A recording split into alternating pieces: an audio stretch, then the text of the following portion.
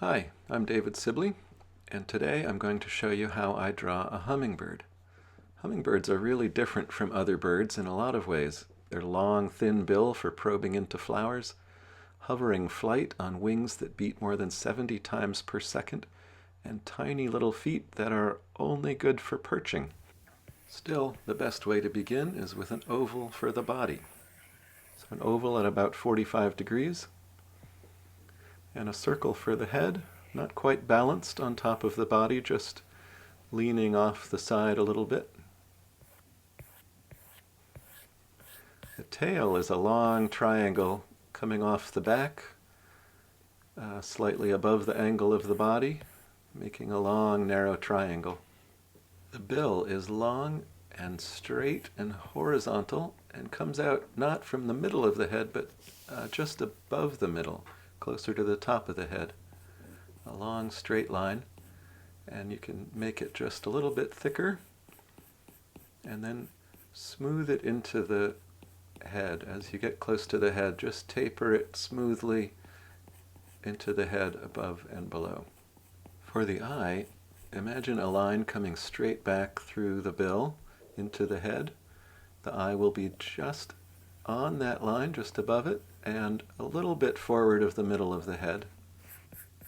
And we can start smoothing in the rest of the body. So continue that smooth curves around the underside of the body, a slightly sharper curve on the chest and a sharper curve at the bottom of the belly. And then on the upper side, fairly flat on the top of the head, and then a sharper curve down the back of the neck, smoothing into the back, and a pretty flat back, just straight line back through the tail. Now for the facial markings, from the top of the eye at the front, draw a curved line down to the level of the bill and then up to the base of the bill.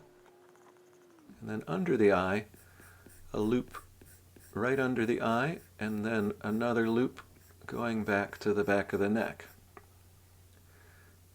Connect near the bottom of the eye to the back of the neck, and then a small, roughly rectangular spot behind the eye. That'll be white. You can color the eye dark, and then color that mask area, that dark patch that you've outlined. Color that all dark. Hummingbirds have brilliant colors, so this one will be fun to color after you're done with the sketch. For the throat, which is often the brightest color on the hummingbird, just a curved line from the back of the neck to the front.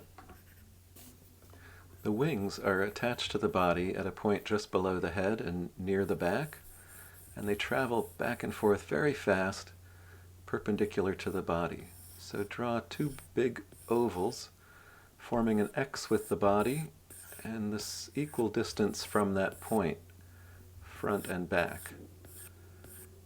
The wings are almost entirely feathers, and to suggest those feathers, draw lines radiating out from the point on the body where the wings attach, and that will just suggest the blur of the moving wings. And then the more solid part of the wings, close to that point, close to the attachment, you can color in a little bit darker, kind of a triangle going forward and a triangle going back. The body feathering, there's a curve coming from the base of the wings towards the back and then curving to the belly. A couple of patches around the base of the tail.